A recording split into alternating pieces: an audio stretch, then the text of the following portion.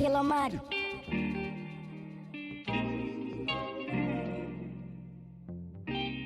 What's good, everybody? Welcome to another episode of What's Good Web Series. I'm your host, Zarek, aka your boy. Now, today, if you read the title, you already know what we're talking about. We're talking about black business. And for that, damn, I can't talk, y'all. Ain't that crazy? Anyways, for this topic today, I got a very special guest all the way from the 336. He is my brother, he is my friend, he is my boy. And don't rock with him, because you will get your Psych, nah. But look, y'all give it up for my boy Denzel, man. Always love, man. Always love. Yeah, I came to rock with y'all boys today. Hey, it's my boy Zed right here. So, hey, let's get into it. Let's talk about it. Bet. All right, look. So for y'all that don't know, man, I've been rocking with this man for like going on 4 years since freshman year. Look, man, we don't have some good times. We don't have some great times. We don't have some not so good times. But here's my boy, and he's like a business major, man. He's smart, man. He got the money on his mind, man. He's a successful boy. So we about to get this great content for y'all. So let's go ahead and get it started. What do you think makes a good business? Well, definitely a good product. Talking about a business, a good product is first of all, you can't be slapping any logo on a shirt and selling it for $50. But yeah, good business, good customer service. Because if your customer service sucks, I'm not gonna buy from it. You try to buy from it. So yeah, it's just good customer service, good product, have a good brand, and give back every once in a while. I feel that, bro, because like, I ain't gonna lie, like, bro, really, people really be trying to they really gonna take like a Walmart t-shirt, put that logo on it, and be trying to charge like $35, $40. And I mean, bro, I ain't knocking you. That's what I'm saying. I know for me, I personally ain't gonna pay for that. Like, this guy stinks. I just can't do it. Not me. Would you do it, bro? Would you buy it? No. I can't have a shirt like this with something ironed on for $35. No. Nada. Why do you feel like black businesses are kind of hard to support, like from the black community and stuff like that? So let's look at this. So when you talk about black businesses and support, sometimes I know we kind of get this conversation of like we as black people don't support our own businesses, and I can see where that's true. And then you have the crew that's like, well, y'all don't want to support black people, y'all don't want to see other black people do great. But it ain't even, it's about being like supporting black business. But if you're a black business and your product sucks, your product just sucks. Like, I can't buy it. Like, I understand we black, Wakanda and all, but no, like if your product is trash, your product is trash. Rest in peace, Chadwick. Facts. R.I.P. Chadwick. R.I.P. Chadwick Boseman, man. But I don't know, brother. Like, I be supporting black businesses, but it has to be something unique. It'd be different, because I feel like the main ones that everybody do is like clothing and maybe like art, music. Like, I don't really see nobody stepping out. Like, I don't know anybody that got like their food business, like any other ventures like that. You know anybody like that? Yeah, I know a few black-owned food businesses, and they're good, but then there's some that aren't good, and then there's some where the food's good, service is kind of terrible. But I mean, that's with any business. And of course, I'm here to support the black community, but when it comes to buying stuff, I'm gonna buy the best product that serves my need. You understand what I'm saying? Like, I get that, bro. I feel that. Like, okay, let's look at this clothing brand. Everybody making t-shirts. I really don't wear t-shirts like that. So I'm only gonna buy a certain amount of t-shirts. Now, if somebody, any of y'all black people out there got suit companies, tailoring companies, holler at me. I will be there. But yeah, you gotta meet a need. Like, some people, I guess, build their business on the fact that it's a black business, and somehow people are just gonna flock in droves because it's a black business. And it's like, I understand that, but bro, if you selling some shit, I'm not buying it. like, bro, we could be black and hold it, but I'm not buying it. I don't know, bro. So like, considering you like a business major, from like that perspective, what can you tell people that are either trying to start their business or already got their business like going or rolling? Back to being a consumer. Meet the consumer's needs. Sell a good product, sell a unique product. You can't have 80 people selling t-shirts and expect for your business to somehow just beat everybody else's out. Like, have a unique product, have great customer service. Service. If I don't feel like I'm appreciated and my money is appreciated, I'm not buying it. You are not getting a dime.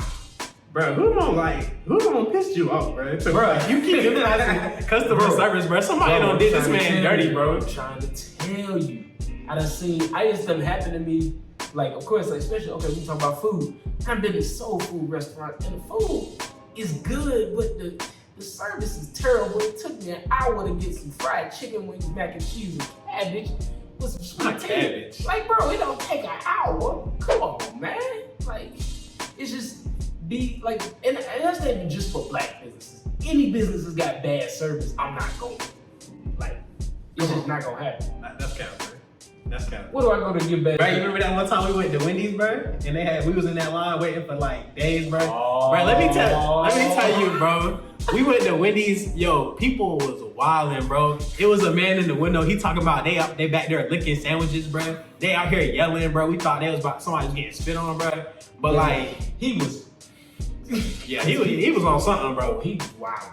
But it's crazy though, cause like we still got our food from there. Like we still shop there. So that's why I'm like, I mean, I get, customer service is a big thing, but if you really want a product, if you really want it that bad, you're gonna get it and you're not gonna care. Mm-hmm. I understand that. And also another thing, now that you mentioned that, price points. Facts. Oh my God. You can't make a fortune off of one customer. What, the Dollar Tree, do they make a fortune off of one customer? No. You're not gonna do it either. Stop trying to get $100 out of me for an outfit. It's not gonna happen. 2 t-shirts is not worth $100. Like, I don't even think like big brands is worth that. Maybe like Lacoste or some shit like that, but not like I don't know no t-shirts that's like over $100. And you don't have the brand behind it to be charging that much. I done tried to get plates from people and some fried chicken, mac and cheese, and some yams or something is $22. Like, come on, man. Make that myself. No, that's facts though. Are you trying to elaborate like more on that though, like price point? I feel like the main reason that people probably don't support like we should is probably because of the prices. Like that's probably the biggest thing. Some people feel like, I guess some people think that their brand is a little bit more exclusive than it really is, or that they see value in it that the customer just doesn't see. Like I said, you're not gonna make a fortune off of one customer. You're not gonna have any customers trying to overcharge. Like, it's just not gonna work.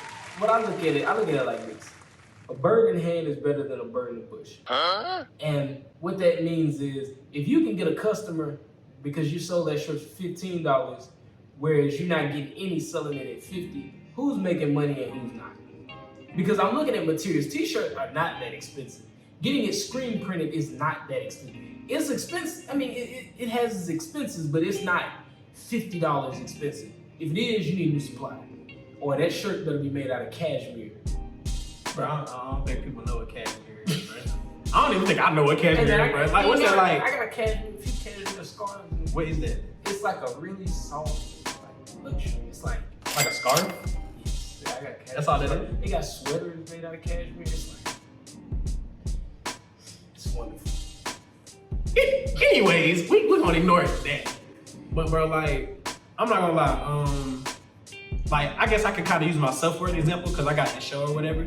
So like, I know right now my show is small and I can't really charge people to like come on the show because it wouldn't make sense. Like, I don't have a brand. Like, my brand and stuff just started. Mm-hmm. But like you were saying, you can't. What was that analogy, that metaphor that you used? Oh yeah, a bird in hand is better than a bird in the bush.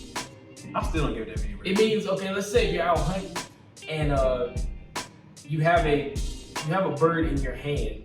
No, you catch a bird, maybe it's not the biggest bird of them all, but you have a bird rather than a bird that's still in the bush that you haven't caught. Like, it's something is better than nothing. But the bird in the bush is right there though, bro. Like, if that's a dead bird, like you can take. Oh, it's not dead? No.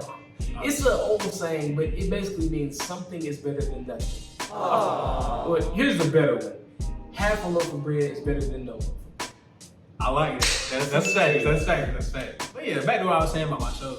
like I know I want my show to like grow, you feel me? And to get not like on some Oprah type level. But maybe like, you know, like wilding out. Shoot high. I don't really, I'm gonna say I don't rock with Oprah like That's that, gonna bro. be a billionaire. Yo, people in the 1%, bro, these billionaires, yo, they be having some behind them. Like, they be wilding, bro. Like, I kid you not, they be on some like rituals. It's some secret Illuminati, bro. I promise you. Like, I seen it on YouTube, bro. Look it up. You gonna find it. I mean, I guess I'm not in the 1%. I'm in the 1%. I'm in the bottom 99. We probably like, we went to college, so probably like 40, 50. Yeah, we in college right now. We impoverished. That's facts.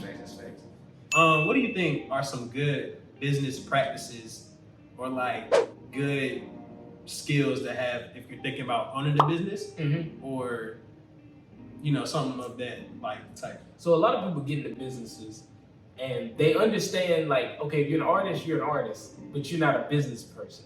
So you know how to be an artist, but you don't know how to be a business owner. And that's where some of that pricing and stuff and marketing and all that comes in, because being a business is not just making the product. You got to understand how a business runs. And so to that point of what I suggest is taking like a small business course or something that's going to show you how to manage expenses and different, like how to get an LLC and stuff like that. And actually, I got a line brother that does LLCs and all that. He kind of gives seminars about that. Basically explain to people how to run their business, how to market their business, how to, you know, pay taxes and stuff, so that you understand, because owning a business or running a business is a whole different skill set than just I can paint on a canvas or I can print a t-shirt or whatever you do.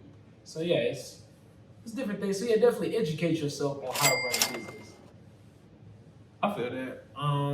What do you think money is a good, I mean, it is a good reason, but you think that should be a valid reason to start a business? Like just purely like based off profit or just obtaining like financial gain?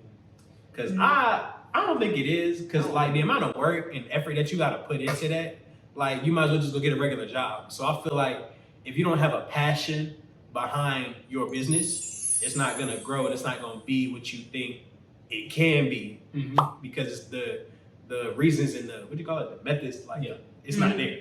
Yeah, so when you look at starting up a business, what I hear on average is you're probably not going to be profitable for the first 2 to 5 years, which means you're going to be doing this for 2 to 5 years and you're not going to make a dime from it. And why I say that is because you're going to generate revenue, hopefully, but all that's going to be reinvested back into the business to grow the business. You're going to work hours that this isn't a normal Monday through Friday thing. No, you're going to work all day and all night, every day. Them be some own shifts. Yeah, like like you really not gonna have no life. But when you have the passion for what you're doing and you're not motivated strictly by a dollar, because if you're motivated by money, you're gonna be done the first year. You're like, bro, I'm not making any money. I'm done with this shit. But if you're motivated by the passion of what you're doing and you really enjoy what you're doing, you're gonna be like, all right, you know what? I'm gonna stick to this and I'm gonna get this thing off the ground because I love what I'm doing and the money will come. This is something Moneybagg Yo said. He said, don't chase the money, chase the dream. The money will come. That's facts. And I feel like that's a life outlook. Don't go into things for money. If you find something you really enjoy, you're gonna put your all into it. If you put your all into something, money's gonna come. And I think when you get out of that position, and it's hard when you don't have money. It's easy for somebody with money to say, man, don't worry about money. Well, yeah, you have money. But if you don't have money, it's like, dang, I need some money. Like, I need some bread. Like, it's hard to not think about it. But you gotta calm that down and chase your passion, and the money will come. And yeah, if you can make money doing something you enjoy, like that is the cheat code to life. Make money doing something that you are happy with, and it makes you happy. So that work doesn't feel like work. It's just me enjoying myself. And by the way, every 2 weeks a check comes too. Like, yeah, that's the cheat code for life. I feel that, bro. And isn't like an old saying. It's like if you love what you do, it's not like work or some shit like that. Yeah. If you love what you do, you'll never work a day in your life. That's what it was. See, he say it again, bro, because he say it better than I do. If you love what you do, you'll never work a day in your life. That's facts. Hey, that is facts. Boy, just lay some wisdom down for you real quick. I know you into stocks, bro. Like you into stocks, and you have other financial ventures and like things that you're into. So for people that are interested in that, can you like elaborate on that? Yeah. So with stocks and all that, let me start. Disclaimer: this is not a get rich quick scheme. So if you want to get rich quick, just turn the video off now. Yo, Forex. Before you get into that Forex. Yes or no, bro? To Forex. I hate those people who do everything. But okay, let's break down this Forex thing, and we'll come back to this stuff. Forex, foreign exchange, exchanging currencies is not bad. It's a good thing. People do it. I've actually been on trading floors with the people up in New York. I worked at a firm up in New York that did it, and they traded foreign currencies. Worked at a firm in Boston that did it. I've been on the floor with the traders who trade foreign exchange currencies and stuff. That is a legitimate thing. There's nothing wrong with it. You can download software and you can do it yourself.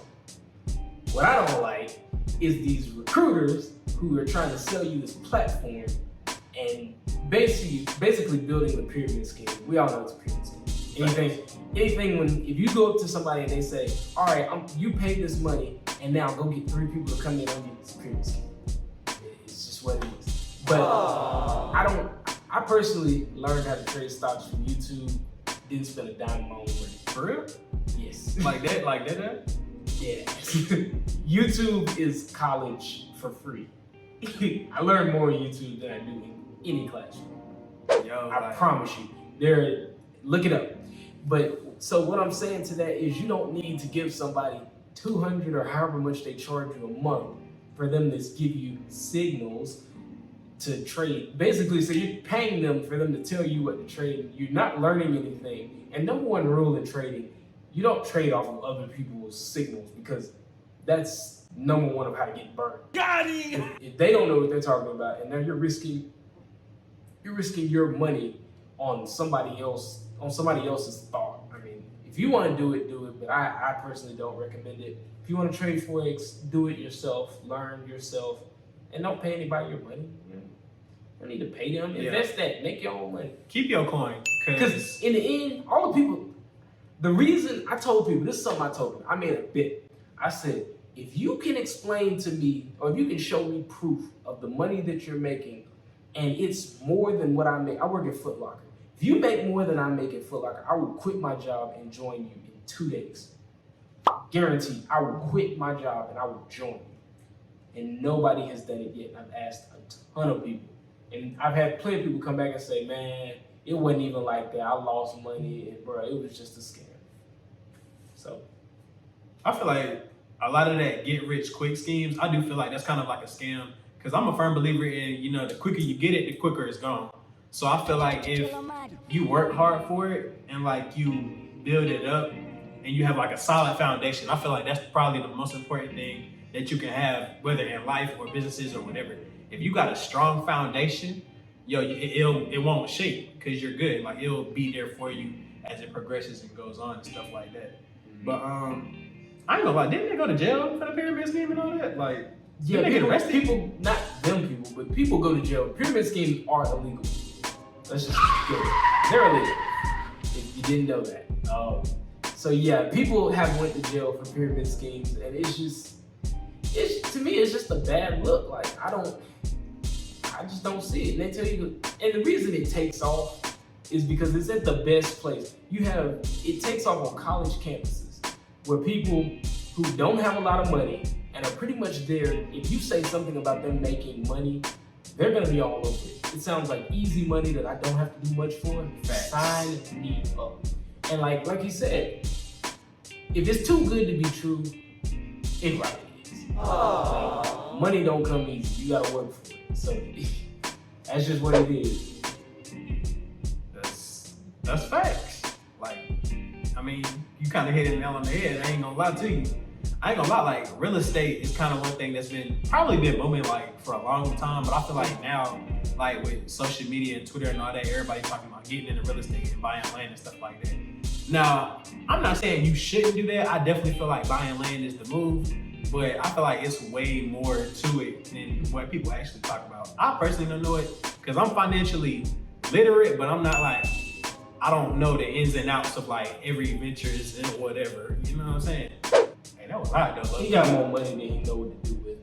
Damn, that's what he's telling you.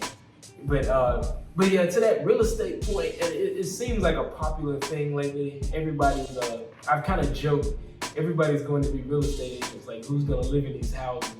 But yeah, buying land and buying real estate is not a bad thing, and it is a very good thing. It can be lucrative.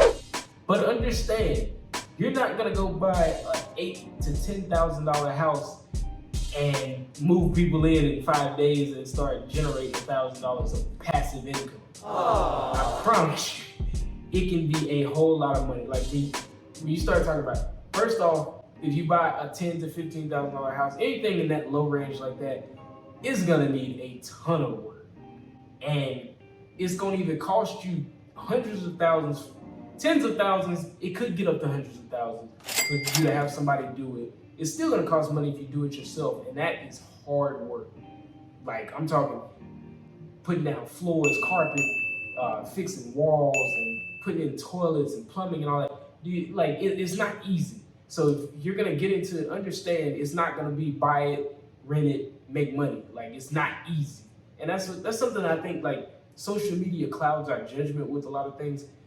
People think that like everything's gonna be like just simple plug and play because we see somebody on the internet who's like, yeah, I got 4 or 5 rental properties, I'm bringing in 10 grand a month passive income, I'm not doing anything, but they're not explaining to you the story behind how they got to that. If it's even true, you know, people cap. Like, so yeah.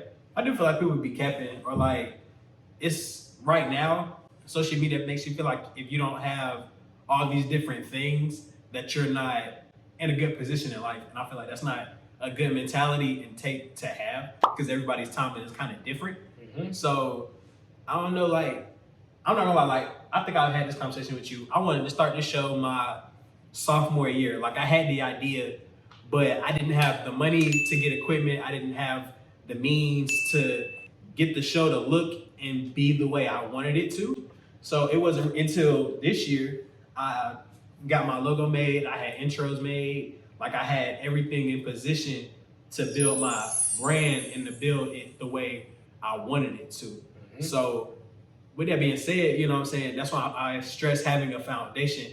Like even though my foundation is still building, it's solid right now. Like I kind of know how I wanted, where I wanted to go in the direction I'm headed in. Mm-hmm. So take that same approach when you starting a business, because as my boy said earlier, if your product trash, whether that's your product, your shirts, your clothes, your music, rapping is not for everybody. I promise you, bro. If I get another SoundCloud link on Instagram, you're getting blocked, bro. I promise you, on everything I love, you're getting blocked because your song be, bro. I kid you not, they be on a track like this. The beat be hard, not gonna lie, but be on the beat like.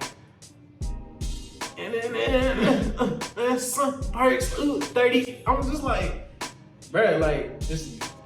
If it's trash, bro, it's trash. I'm not gonna support it. I'm sorry. If you watching this and you got a SoundCloud, bro, I'm not judging you, but get better. I'm sorry. I ain't mad at him for trying, because some of the stuff that makes it, the stuff that people are getting rich off of, Lil Pump, like he got a check off of some trash. So I ain't mad at him. If they can gain some traction with it and get them a little check off of it, even if you hot for a summer, get your bread. But see, that ties into what I said earlier. I said the quicker it comes, the quicker it goes. Because a lot of these dudes that came in, they was hot for the moment. You don't even see them no more.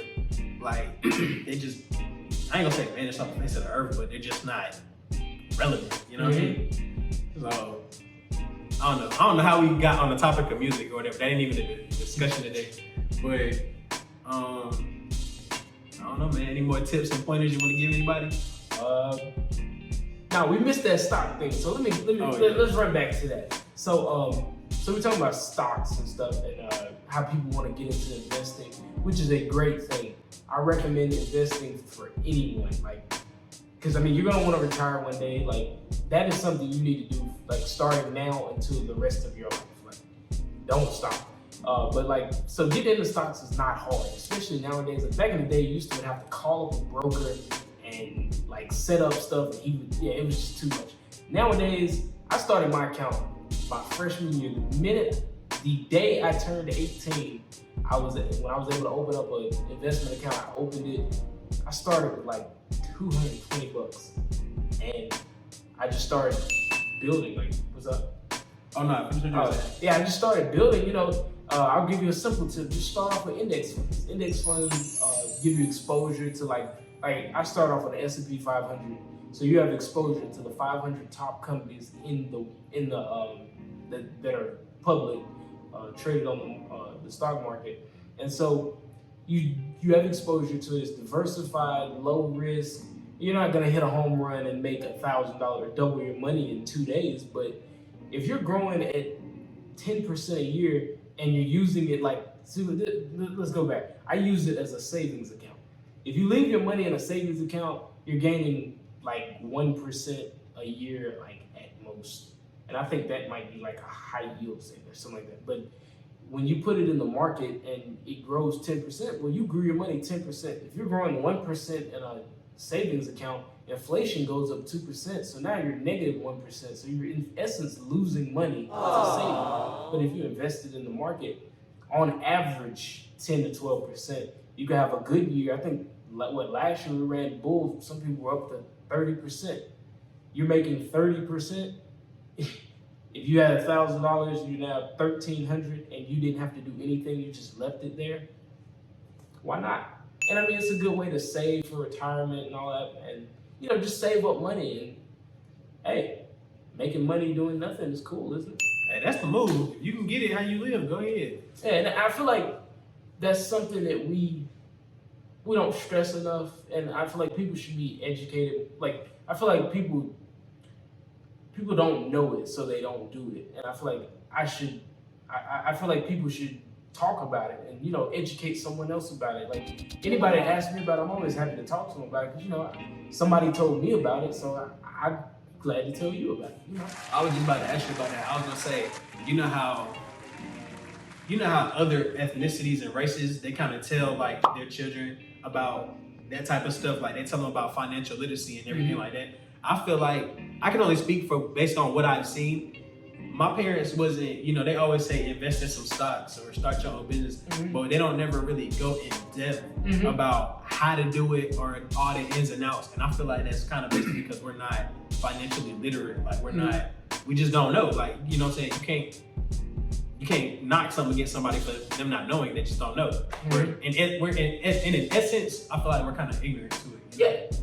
Yeah, I feel that. And the issue sometimes, okay, first of all, let's talk about, as ethnicities, we are disproportionately impoverished.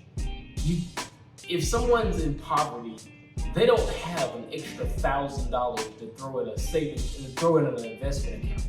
Like, people are trying to make ends meet. No one has, like, they don't have time for that, or this is not a priority. And so I think that could be that's one of them. And then, really, that's really all of them, because if you don't have money to invest, it's like, how can I invest? So now, my parents never really taught me about it. I mean, my parents have like 401ks and stuff in their jobs. Yeah. It's like, they weren't really, that's not they aren't financial professionals, so they wouldn't really know much about it. Like, they just look at their reports and like, oh, I made money, oh, I lost money. So, I mean, educate yourself about it, and then when you do come across some free cash or, extra leftover savings and stuff, let's do something, let's make some money. Because we all like to make money. Thanks. I would say we could talk about refund checks, but we got like a minute left on the show. Oh yeah. But you feel me? Like, I heard that getting a refund check on good though. I don't know if that's true. That's just what I heard. You know what I'm saying? What I heard, but I don't know. I feel like you get a refund check. What most people gonna do if they get it? Blow it. Exactly. When I got my first refund check in freshman year, I ain't gonna lie. I bought some shoes. I bought some J's. Like, it was the first pair of J's that I bought. Shout out to Request, man. They don't know, but I ain't gonna flex or nothing. But I threw it in my investment account. And then I bought a car. Anyways, man. Shout out to my boy Denzel, man. We had a great episode. We definitely gonna meet you on the show more than once, because I feel like there's a whole bunch of financial things that we as a people need to learn and talk about more that we don't emphasize enough. So You know what I'm saying? I appreciate you coming on the Hey, show, man, my boy. appreciate you for having me. We're gonna get you back on. It's always someday, man. good to be here. Facts. Y'all gonna see his face more, bro, because I'm telling you, like, he is this my boy right here. This my bro. Like, my top 5 friends, he's on that list. He's top 5.